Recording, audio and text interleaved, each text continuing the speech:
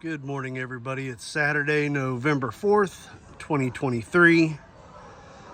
Trying to get back to my, previous routine, I guess, from a month ago before I started doing those little trips and actually talk about specific projects.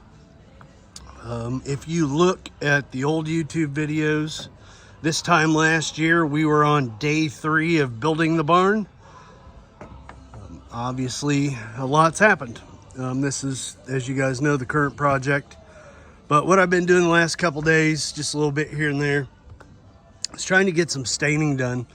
So, got this railing done, painted the rebar black, got this real nice Simpson strong tie hardware that we've been using all over the place. And then, like I said, started staining. I'm not a big fan of staining wood because I think just the grain and the look of wood's pretty as it is, but obviously if you don't stain it and seal it, it's gonna eventually rot. And I quit staining here because I still need to sand all that up there. The other thing I got done is I got the cement board. I doubled it up, so there's now 1 inch of cement board there. Still need to cut the piece to go there. And then got these little side walls up. But what I have to do first, these 6x6s have kind of bowed and moved a little bit, so I've used a ratchet strap to pull those together, and then I'm going to build my 2x12 frame around the top. Emily went online, she picked out the rain barrel. I don't think we've ordered it yet because it's $700-800. That and she just hasn't pulled the trigger because it's not a rush. But I'm going to build a 2x12 frame around here, put joists in there, eventually put deck board up there, and that's where the water tank. I think we're still getting a 500 or 550 gallon water tank. Put it up there, and then obviously get this all plumbed in. We'll have a shower, and then I'm trying to decide what kind of tile to do down here. I really like the idea of doing a river rock tile, but not the, the little mesh grid stuff that you can buy. I really think just putting mortar down in there, getting river rock from the landscaping department, kind of packing it in there, and then just doing a real heavy grout on there. If you guys have ever tried that, let me know, comment below, tell me if that's a good idea or not. And Keith, I don't know, your opinions and comments are always appreciated. Fast forward, it's Thursday, November 9th. Emily did a great job staining the rest of the lamppost. Again, I like the natural wood, but turned out pretty good with the dark brown, and it matches the trim of the barn. So turned out really good.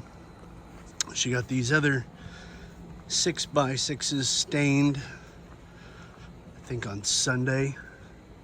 And then Saturday, after the intro part of the video, I got all this framed up. And then the last couple days, we've just been slowly getting that stained. But what I'm gonna do, which, I mean, really hindsight, it would have been easier to stain it first and then build it, but I don't know, I get impatient.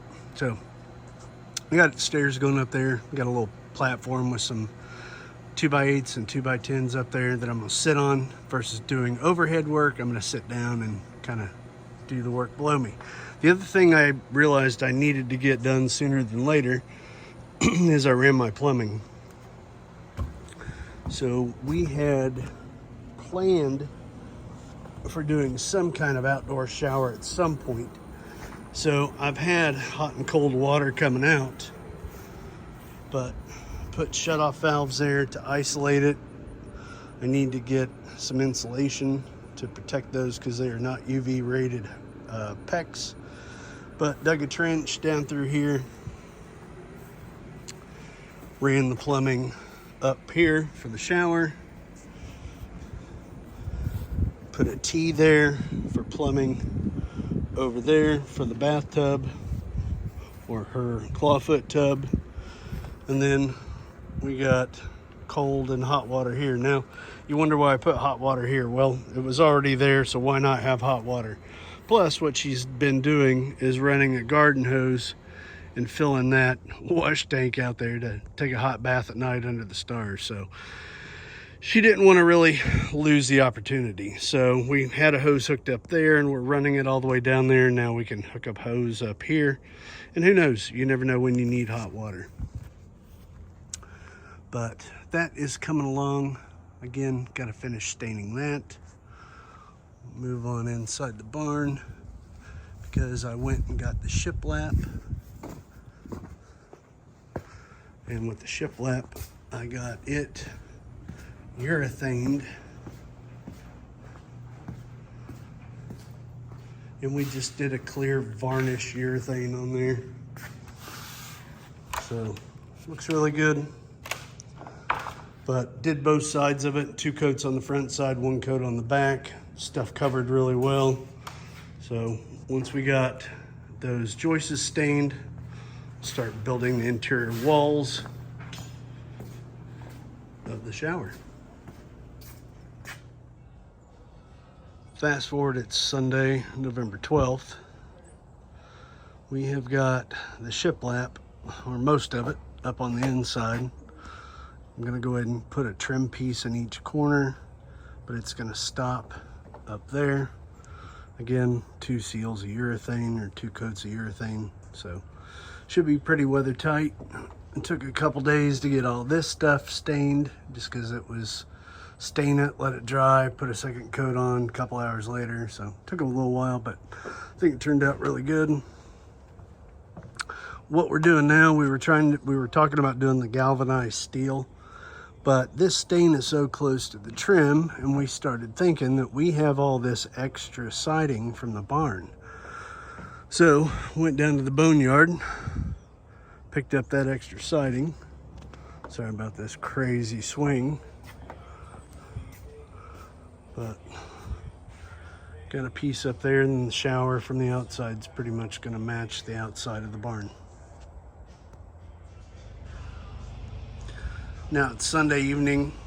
Emily's doing a little bit of mulching with the tractor and raking out some areas there in the distance, but we got 2 sides up of the metal sheeting. Again, that's leftover stuff from the building. So I think this is a good idea in use of materials we already had. And again, makes it look like part of the barn. Shower's looking good out here at Deer Run Farm.